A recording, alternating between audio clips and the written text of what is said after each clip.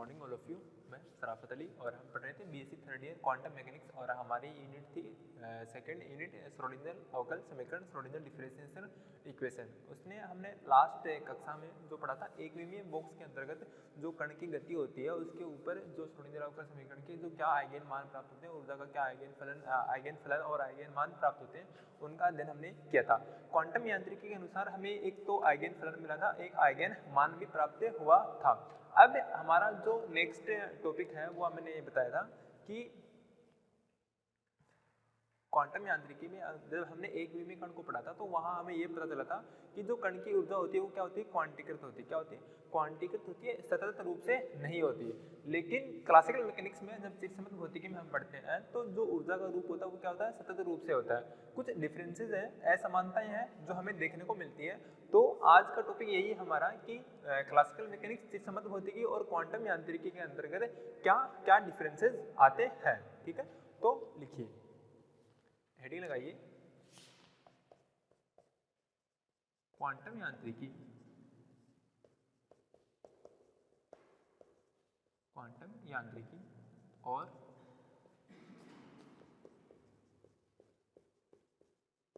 चिरसम्मत यांत्रिकी में असमानता।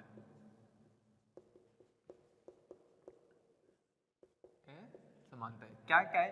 असमानताएं हैं। क्लासिकल मैकेनिक्स से हमें कुछ मान प्राप्त हुए थे, उनकी तुलना क्या करेंगे, चिरसम्मत भौतिकी से करने वाले हैं। एक चीज और, क्लासिकल मैकेनिक्स में किसी कण की जो मूल अवस्था में जो ऊर्जा होती है वो क्या होती है, शून्य होती है। लेकिन यहाँ पर वो शून्य नहीं होती है, वो हमने फाइंड किए थे। जो मूल अवस्था में जो ऊर्जा होती है E1 का हमने मान कुछ फाइंड किया था, वो आया था हमारे पास I think pi square H square upon 2ma² आया था, जो मूल अवस्था में ऊर्जा आई थी। लेकिन क्लासिकल मैकेनिक्स क्या कहती है, वो मूल अवस्था में ऊर्जा का मान क्या होता है, 0 होता है। एक डिफरेंस। दूसरा डिफरेंस ये कि हमने क्वांटम मैकेनिक्स में ये फाइंड किया कि ऊर्जा जो होती है वो किस रूप में होती है, क्वांटीकृत रूप में होती है। लेकिन चिरसम्मत यांत्रिकी में क्लासिकल मैकेनिक्स के अंतर्गत हमें पता चलता है कि ऊर्जा क्या होती है,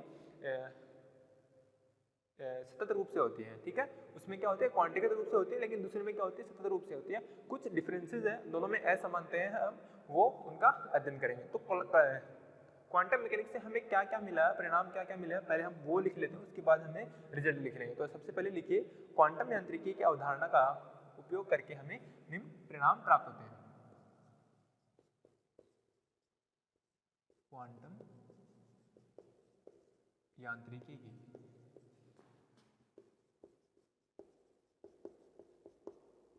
अवधारणा का उपयोग करके हमें निम्न परिणाम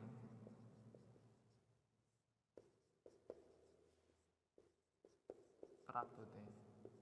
कौन से मान प्राप्त होते हैं? एक तो हमें आइगन फलन प्राप्त हुआ था, एक दूसरा क्या हुआ था, आइगन मान प्राप्त हुआ था। पहला जो हमें प्राप्त हुआ था वो आइगन फलन प्राप्त हुआ था, वो लिखिए, एक विमीय बॉक्स में कण के लिए आइगन मान। एक विमीय बॉक्स में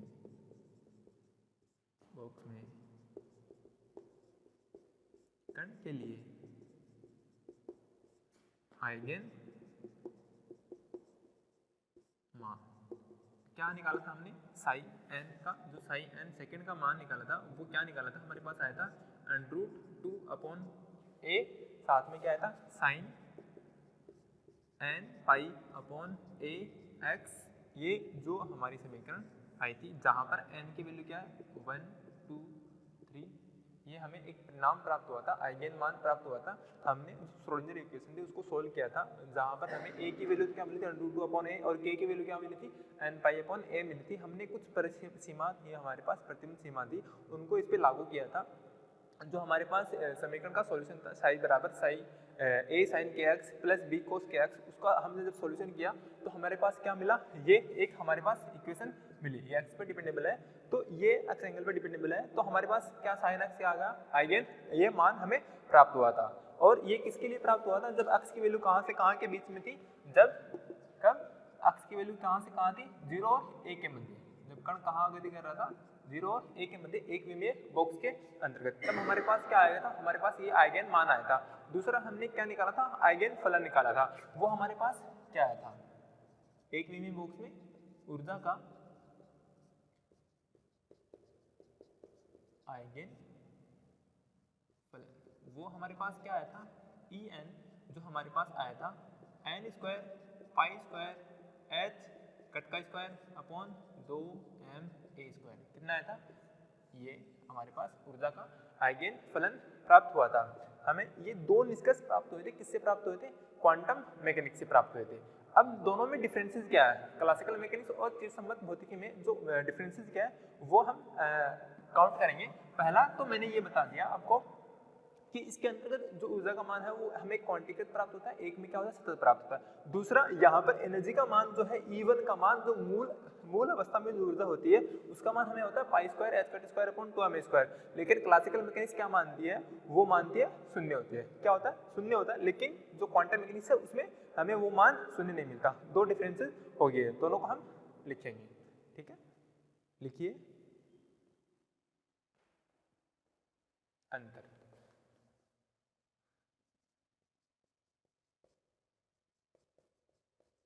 समानता,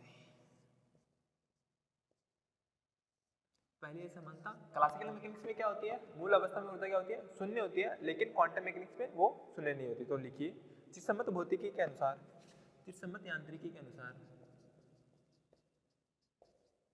चिरसम्मत यांत्रिकी के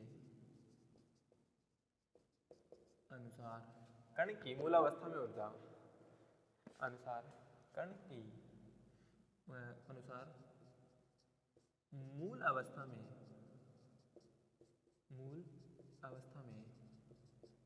कण की ऊर्जा, कण की ऊर्जा शून्य हो सकती है। कण की ऊर्जा शून्य हो सकती है।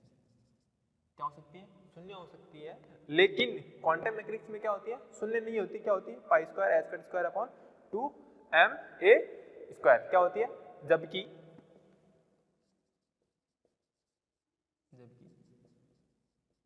एक विमीय बॉक्स में, एक विमीय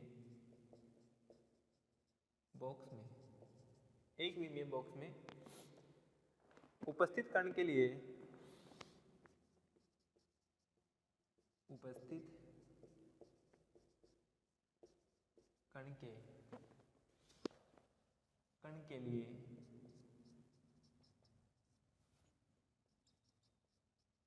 मूल अवस्था में ऊर्जा, मूल अवस्था में ऊर्जा क्या होगी, E1 रखेंगे, 1 रखेंगे तो वो हमारे पास वैल्यू क्या आएगी, पाई स्क्वायर h कट का square upon 2m a square. हमने ये फाइंड भी किया था, मूल अवस्था में जो ऊर्जा होती है वो क्या होती है, पाई स्क्वायर h कट का स्क्वायर। लास्ट कक्षा में देखना, हमने जब हम ऊर्जा स्तर निकाल रहे थे, मूल अवस्था ऊर्जा स्तर, हमने पहले तो आइगन फलन प्राप्त किया था, फिर हमने E1 E2 E3 E4 प्राप्त किया था, फिर हमने क्वांटिकृत एक हमने विविक्त ग्राफ भी बनाया था ऊर्जा का। तो ये भी बताया था कि E1 जो मूल स्तर में ऊर्जा होती है वो क्या होती है, पाई square h cut square upon 2m a square. मूल अवस्था में ऊर्जा प्राप्त होती है, ये ऊर्जा हमें प्राप्त होती है। और क्वांटम मैकेनिक्स में ये ऊर्जा कौन सी कहलाती है, शून्य बिंदु ऊर्जा कहलाती है। बहुत बार एग्जाम में ये शॉर्ट टाइप क्वेश्चन आता है कि शून्य बिंदु ऊर्जा किसे कहते हैं। तो जो क्वांटम मैकेनिक्स में जो मूल अवस्था में एक विमीय बॉक्स के अंतर्गत जो हमें ऊर्जा प्राप्त होती है वो क्या कहलाती है, शून्य बिंदु ऊर्जा कहलाती है। और प्राप्त यह ऊर्जा क्या कहलाती है, शून्य बिंदु ऊर्जा कहलाती है। पाई स्क्वायर h स्क्वायर अपॉन 2 प्राप्त होती है, जो कि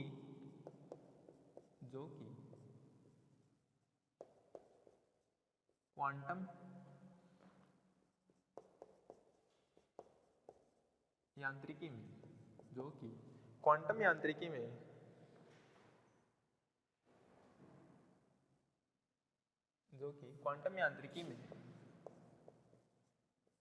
शून्य बिंदु ऊर्जा कहलाती है। क्या होते हैं क्लासिकल मैकेनिक्स में क्या होती है शून्य होती है, लेकिन क्वांटम मैकेनिक्स में क्या होती है जो ऊर्जा प्राप्त होती है वो पाई square H square upon 2ma² प्राप्त होती है, और वही ऊर्जा क्या कहलाती है हमारी शून्य बिंदु ऊर्जा कहलाती है। इसको क्या कहते हैं शून्य बिंदु ऊर्जा कहेंगे। अब दूसरा डिफरेंसेस मैंने ये बताया था कि हमें क्लासिकल मैकेनिक्स में क्या प्राप्त होता है कि जो ऊर्जा स्तर होता है वो क्या होता है सतत रूप से होता है, क्या होता है सतत रूप से होता है, लेकिन क्वांटम मैकेनिक्स में क्या होता है वही क्या हो जाता है असतत रूप से, या हम बोल सकते हैं विविक्त रूप से आ जाता है, हम उसको बोलते हैं क्वांटीकृत रूप से हमें प्राप्त होता है। तो नेक्स्ट डिफरेंसेस वही है कि क्लासिकल मैकेनिक्स में ऊर्जा का रूप जो होता है वो सतत रूप होता है, लेकिन क्वांटम मैकेनिक्स में वो ऊर्जा का रूप सतत न होकर क्या हो जाता है क्वांटीकृत हो जाता है या विविक्त रूप हो जाता है। तो लिखिए, जब मैंने ग्राफ बना के भी बताया था आपको विविक्त ऊर्जा स्तर बनाए थे हमने, तो वो भी हम लिख चुके थे। तो लिखिए दूसरा डिफरेंसेस, दूसरी असमानता।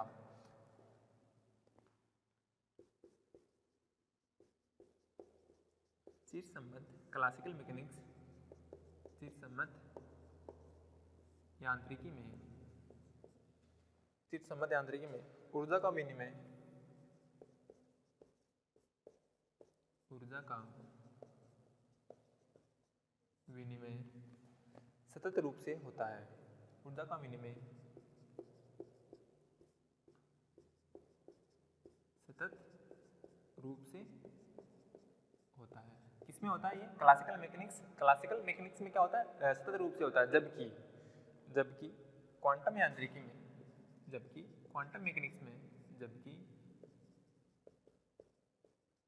क्वांटम यांत्रिकी में, क्वांटम यांत्रिकी में जो क्या होता है विविक्त रूप क्या होता है सतत रूप नहीं होता, क्या होता है विविक्त रूप होता है, क्वांटीकृत रूप होता है, जबकि क्वांटम यांत्रिकी में यह प्रमाणित हो जाए कि यह प्रमाणित होता है कि क्या प्रमाणित होता है कि ऊर्जा का स्तर क्या होता है विविक्त स्तर होता है। ठीक है कि ऊर्जा का विनिमय,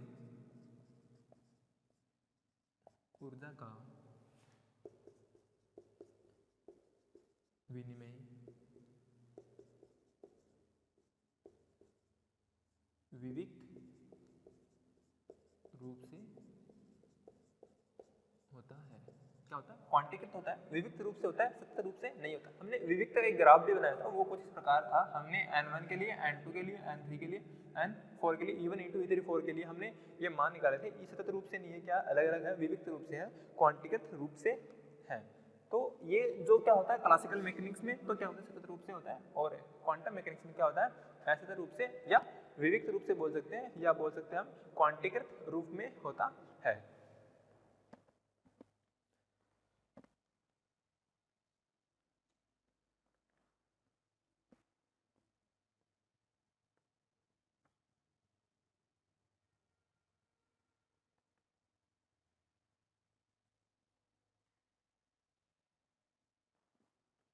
अब कण के पाए जाने की प्रायिकता, वो एक डिफरेंसेस और है, वो मैं आपको लिखवा देता हूँ। तीसरा डिफरेंसेस, क्वांटम मैकेनिक्स में जो कण के पाए जाने की प्रायिकता होती है वो क्या होती है मिड में क्या होती है अधिकतम होती है। कण के पाए जाने की प्रायिकता क्या होती है अधिकतम होती है। मध्य भाग में क्या होती है अधिकतम होती है, किसके साथ होती है विषम संख्या के समांत में। क्या होती है एक विमीय बॉक्स में अधिकतम होती है, देखिए सम संख्या के साथ में क्या होती है पाए जाने की प्रायिकता। मध्य भाग में क्या होती है न्यूनतम होती है। विषम संख्या के साथ में तो क्या होती है अधिकतम होती है, और विषम संख्या के साथ में क्या होता है मध्य भाग में पाए जाने की संख्या क्या होती है कम होती है। लेकिन क्लासिकल मैकेनिक्स में क्या होता है जो ऊर्जा होती है पाए जाने की प्रायिकता होती है वो क्या होती है प्रारंभिक स्थिति के समान होती है। जो प्रारंभ में होती है वही बाद में होती है, लेकिन इसमें क्या होता है चेंज होता रहता है कि विषम संख्या के साथ में तो अधिकतम होगी, लेकिन सम संख्या के साथ में क्या होगी न्यूनतम होगी। तो वो डिफरेंसेस भी लिख लो। एक विमीय बॉक्स में कण में एक विमीय बॉक्स में कण के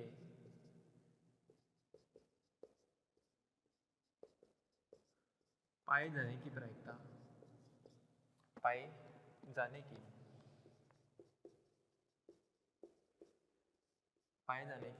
प्रायिकता क्वांटम यांत्रिकी में इस प्रकार परिभाषित होती है।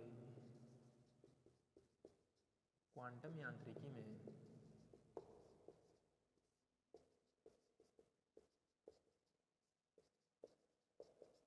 इस प्रकार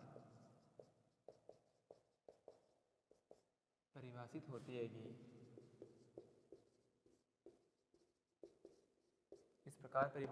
कि विषम संख्या के समांत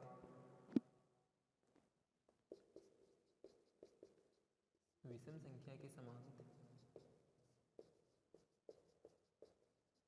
विषम संख्या के समांत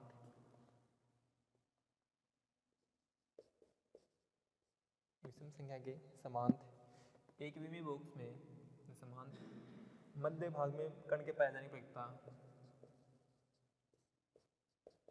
मध्य भाग में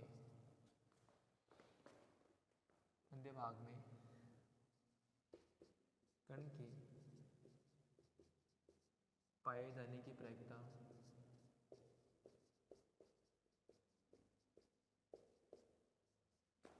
अधिकतम होती है।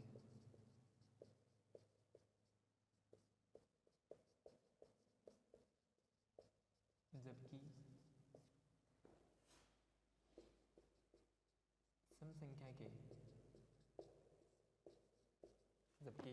सम संख्या के संगत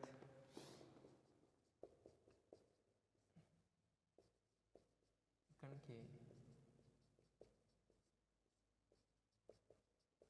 पाए जाने की प्रायिकता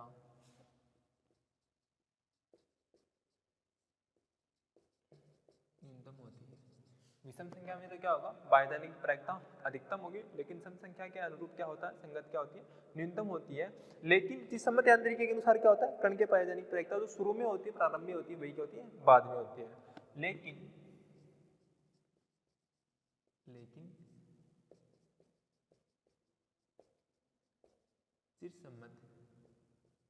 क्लासिकल चिरसम्मत यांत्रिकी के अनुसार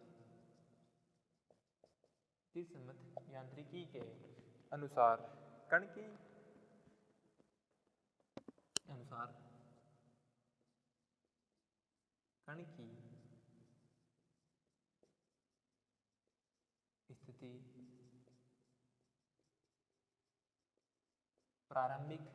स्थिति प्रारंभिक स्थिति के समान होती है। ये तीन डिफरेंसेस है। पहला तो क्या है कि पायदानिक प्रायिकता क्या होती है, सम्मत में क्या होती है, शून्य होती है, लेकिन मूल अवस्था में जो क्वांटम मैकेनिक्स होती है उसमें क्या होती है, pi square square upon Tom square, इसको क्या कहते हैं, शून्य बिंदु ऊर्जा कहते हैं। दूसरी कि इसमें ऊर्जा का रूप क्या होता है, सतत रूप होता है, लेकिन इसमें क्या होता है, विविक्त रूप होता है। क्वांटम मैकेनिक्स में क्या होता है, विविक्त रूप होता है, और क्लासिकल में क्या होता है, रूप होता है। तीसरा कि कण के पायदानिक प्रायिकता सम और विषम संख्या की संगत क्या होती है, चेंज होती है। विषम संख्या की संगत तो क्या होगी, अधिकतम होगी कण के पायदानिक प्रायिकता, लेकिन विषम संख्या के अंतर्गत क्या होगा, पायदानिक प्रायिकता क्या होगी, न्यूनतम होगी। लेकिन क्लासिकल मैकेनिक्स क्या कहती है कि कण की स्थिति क्या होती है, प्रारंभिक स्थिति के समान होती है। जो प्रारंभिक में स्थिति होगी वही क्या होगी, बाद में होगी। ठीक है, ये थे तीन डिफरेंसेस क्लासिकल मैकेनिक्स और क्वांटम मैकेनिक्स में, जो हमें श्रोडिंगर इक्वेशन से हम एक विमी बॉक्स में जब कण की गति देखते हैं उसके अंतर्गत हमें प्राप्त होते हैं। अब हम आगे फलन है उसके लिए हम ग्राफ बनाने वाले हैं, वो किस प्रकार होगा, तो लिखिए आइगन फलन। ये थे हमारे तीन डिफरेंसेस। ये था हमारा एक विमी बॉक्स में कण के लिए आइगन फलन, और ये क्या था हमारे पास ऊर्जा का आइगन मान।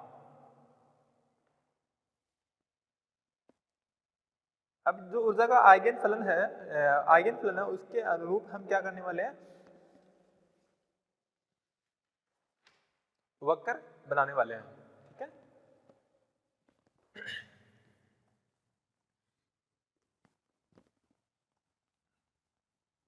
यहाँ पर ये जो हमारा फलन है, आइगन फलन है साई एन एक्स, इसके अंतर्गत n का मान रखने पे हमें क्या क्या डिफरेंसेस आते हैं वो हम फाइंड करेंगे।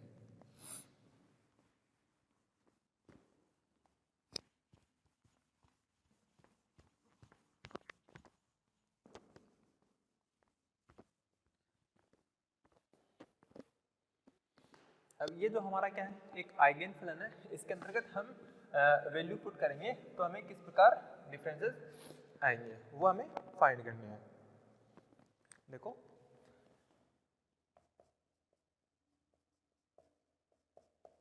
आइगन फलन, हम जानते हैं कि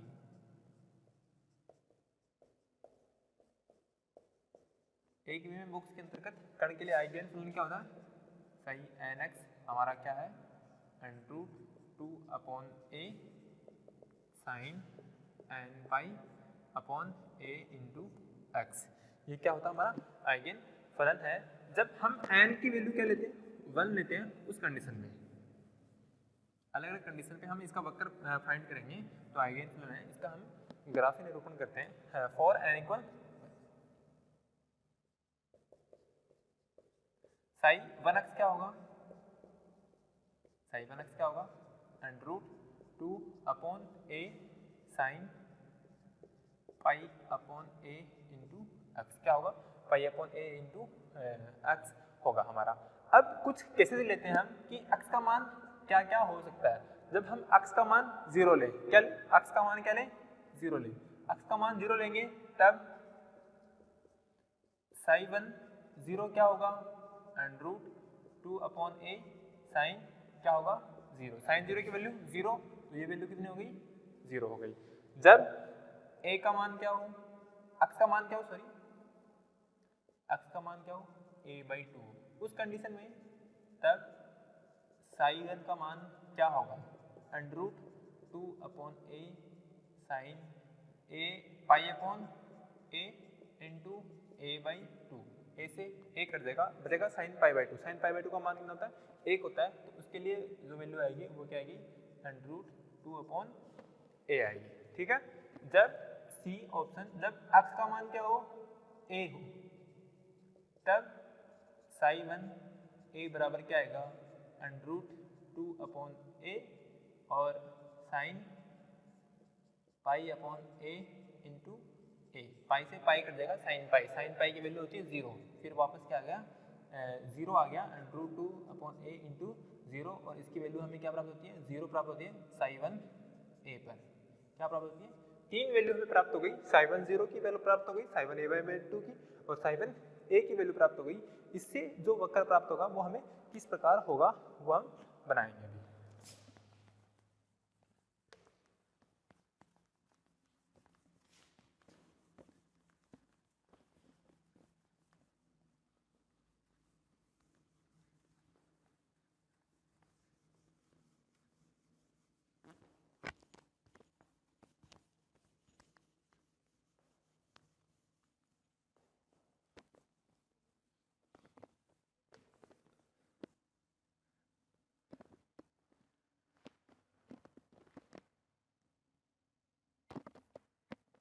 अब हम जो वक्र बनाने वाले हैं,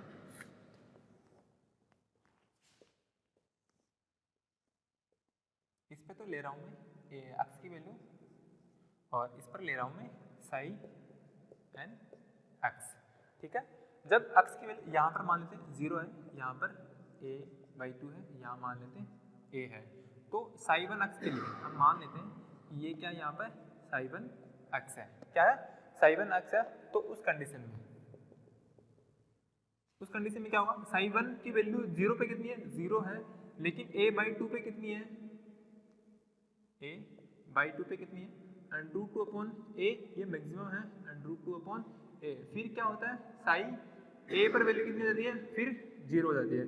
ये हमें किस प्रकार प्राप्त होगा, इस प्रकार प्राप्त होगा। ये मान लेते हैं ये किसका है a का है, किसका है a की लाइन है, और हमें ये ग्राफ किस प्रकार प्राप्त होगा, वक्र किस प्रकार प्राप्त होता है, इस प्रकार हमें ये वक्र प्राप्त होगा।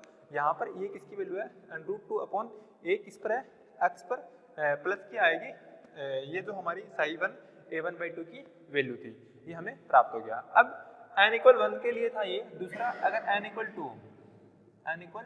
2 पर, तो साई 2x की वैल्यू कितनी प्राप्त हो गई, हम यहाँ पर n की वैल्यू 2 रखेंगे तो हमारे पास क्या आएगा √2/a sign 2π/a into x, क्या आएगा 2π/a इंटू एक्स। हमारे पास ये n की वैल्यू 2 रखने पे हमें ये प्राप्त होगा।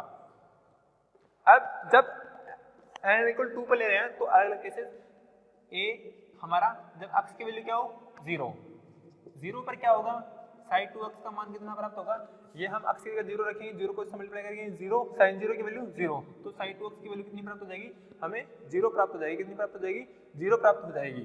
दूसरा b जब x की वैल्यू क्या हो, x की वैल्यू क्या हो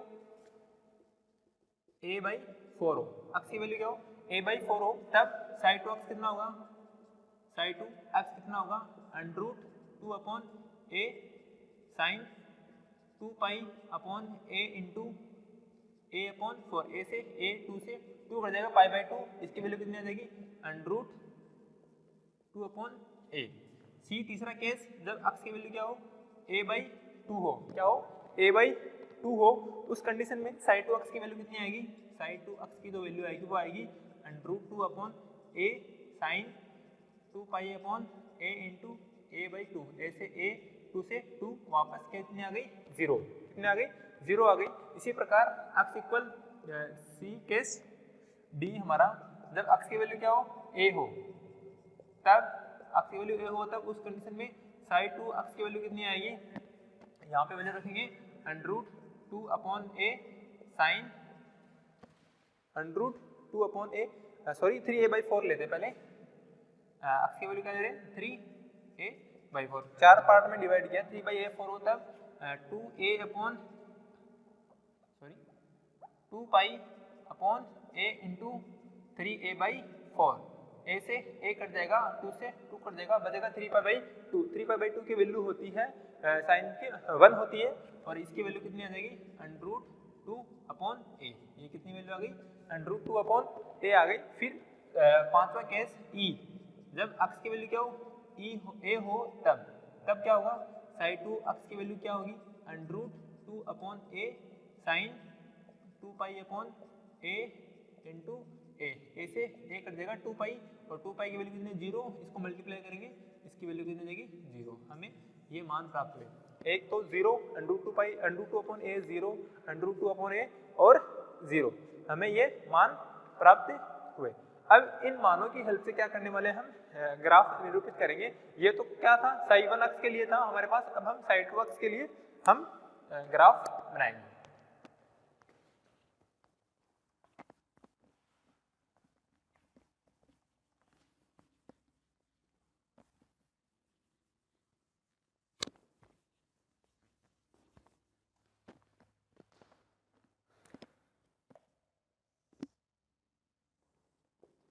x की वैल्यू यहाँ पर मान लेते हैं 0, ये मान लेते हैं x की वैल्यू है हमारे पास a/4, ये मान लेते हैं a/2, ये वैल्यू मान लेते हैं 3a/4, और यहाँ पर मान लेते हैं a, ये x पे इधर है और साई इधर वेरी कर रहा है, साई एन एक्स। सबसे पहले हम ये पहले तो एक फाइंड कर लेते हैं, साई 1 का फाइंड कर लेते हैं। ये हम मान लेते हैं कि साई 1 था हमारा, हम दोनों साथ में लिख रहे हैं। साई 1 के लिए हमने क्या देखा था, इसकी वैल्यू क्या थी, साई a/2 पे तो कितनी थी √2 थी, और साइन a पे कितनी थी 0 थी। ये तो हो गया साई 1x के लिए। हम यहाँ पे दूसरा ड्रॉ करना चाहेंगे। दूसरा जब ड्रॉ करेंगे तो हम मान लेते हैं ये जो लाइन है वो किसको शो कर रही है, साई 2 को कर रही है। अब यहाँ पर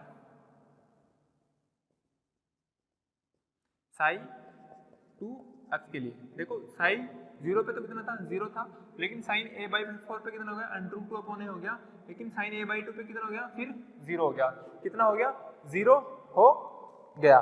लेकिन यहाँ पे सॉरी, यहाँ पे ये जो वैल्यू आएगी माइनस की आएगी, साइन 3π/2 आती है, उसकी वैल्यू क्या होती है -1 होती है, -1 को मल्टीप्लाई करेंगे -k/2। फिर हम इसको देखेंगे तो ये कितना आ जाएगा, माइनस में आ जाएगा,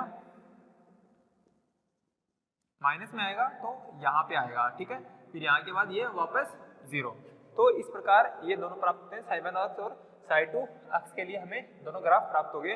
पहले तो देखिए 0 के लिए यहाँ पे 0, फिर a/4 के लिए हमारे पास √2 a है, √2 a है, लेकिन यहाँ पे वापस a/2 के लिए कितना है 0 है, लेकिन वापस 3a/4 के लिए कितना माइनस का √2/a है, लेकिन साइन a के लिए कितना हो गया 0 हो गया। ये था हमारा ग्राफीय निरूपण। अगर हम इसका प्रायिकता वक्र निकालें, क्या निकालें, प्रायिकता वक्र निकालें तो क्या आएगा,